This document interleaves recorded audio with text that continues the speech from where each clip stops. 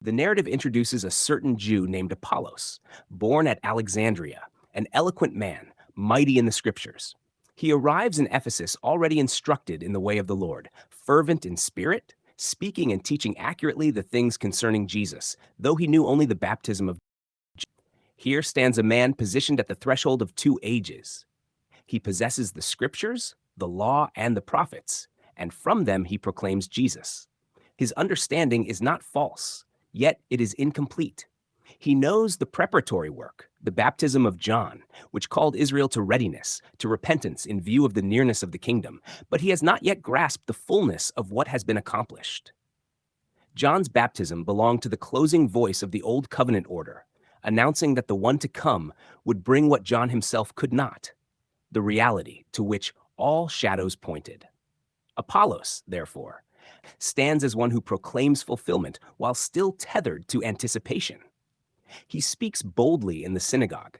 His message carries truth, yet its horizon has not fully opened. At this moment, Aquila and Priscilla take him aside and expound to him the way of God more accurately. They do not discard what he knows. They bring it to completion. They unveil what has now been realized, what the death, resurrection, and exaltation of Christ have accomplished.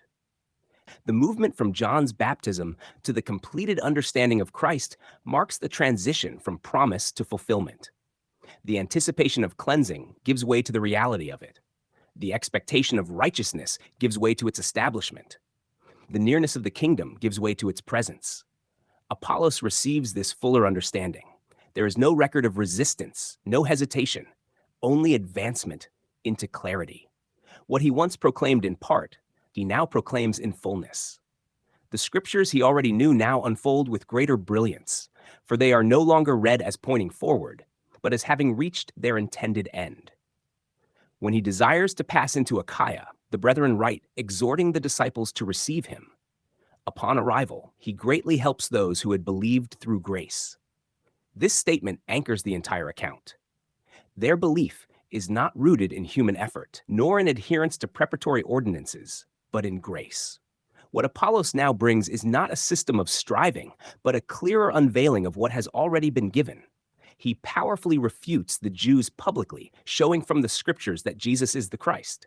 The same scriptures that once served as a foundation for anticipation now serve as testimony of fulfillment. The argument is not about what must still occur, but about what has already taken place. Thus, the role of Apollos becomes that of one who bridges understanding. He moves from partial knowledge rooted in expectation into a full proclamation grounded in completion. The scriptures themselves are shown to be unified in this. What was promised has been realized. What was shadow has become substance. What was anticipated has been fulfilled. In this account, the transition between covenants is not abstract, but embodied in a man whose understanding is brought into alignment with the finished work of Christ. The emphasis rests not on what remains to be achieved, but on what has already been accomplished and now proclaimed with clarity, power, and completeness.